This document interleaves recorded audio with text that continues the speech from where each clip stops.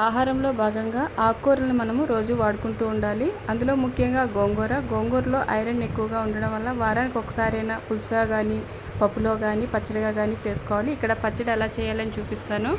ఆవాలు, జీలకర్ర, మెంతులు, ఎండుమిరపకాయలు వేయించుకోవాలి. ఎర్రగా వేగిన తర్వాత వాటిని తీసి పక్కన పెట్టుకోవాలి.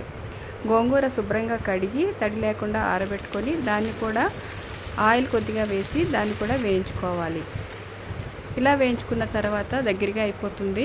ఇలా దగ్గరగా అయిన గోంగూరను తీసి పక్కన పెట్టుకోవాలి.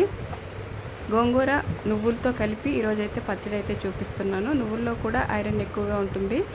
ఇక్కడ నువ్వులు ఒక పావు కప్పు వరకు తీసుకొని డ్రై రోస్ట్ చేసుకోవాలి. ఆయిల్ ఏం వేయవసరం లేదు.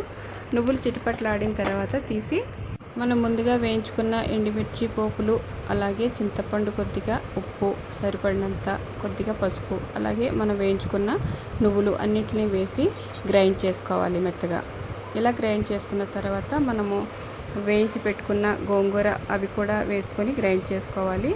కావాల్సినన్ని వెల్లుల్లి రెబ్బలు వేసుకొని వాటిని కూడా గ్రైండ్ చేసుకోవాలి.